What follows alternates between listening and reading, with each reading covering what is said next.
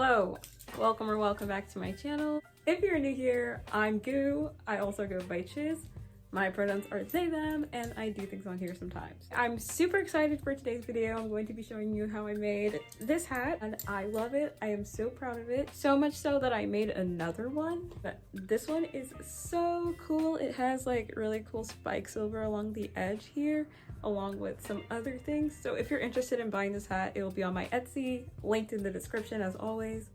I also wanted to give a quick shout out to these two videos. This one really helped me like have the exact measurements to cut out the pattern. I did have to do like some math to figure out what would fit my head, but it really helped me with like the rest of the measurements. And then this other one that really helped me like put together the process of how to make a hat in my head.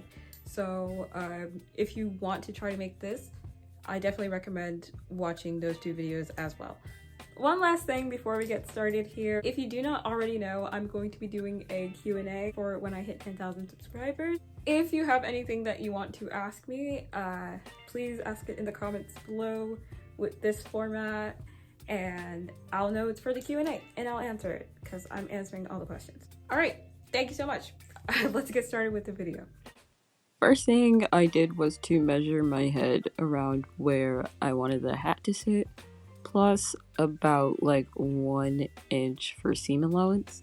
Now I'm doing math, but the math is pretty easy. All you have to do is divide your head circumference by 6. Because it is a 6 segment hat, we're going to be having 6 segments that we cut up, and then we're going to sew them together, and that's supposed to add up to the circumference of our head. But you divide it into 2 because you fold the paper and then open it up eventually, but you just want it to be as symmetrical as possible. So I'm cutting all my pieces from a t-shirt I got at Joann's.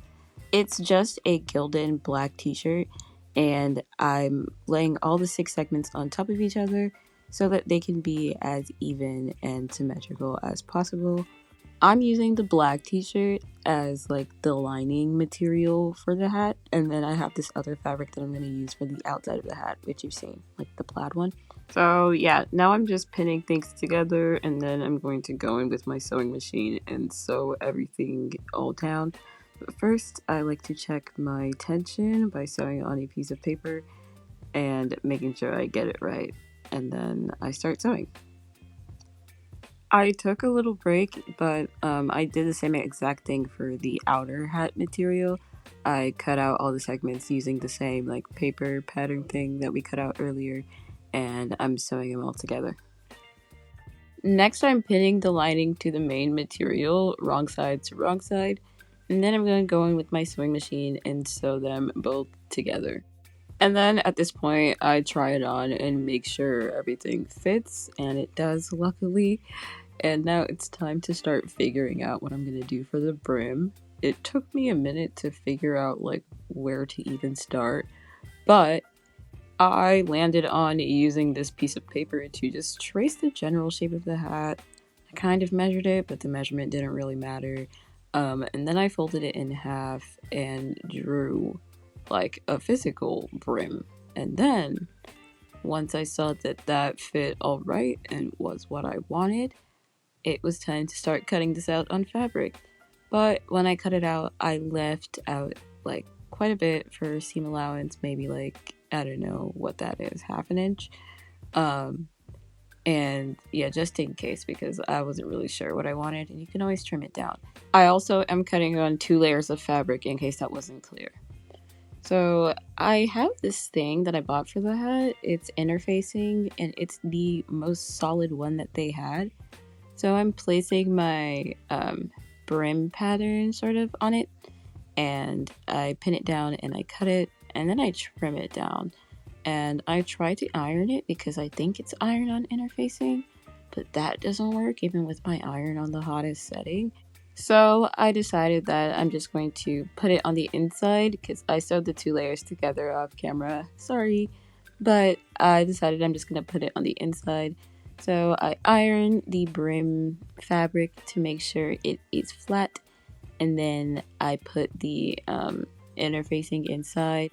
I cut off the excess that was hanging out of the brim pocket type of thing, and the brim still didn't have enough structure as I would like, so I decided to do what I did to my crochet hat and add some wire through it.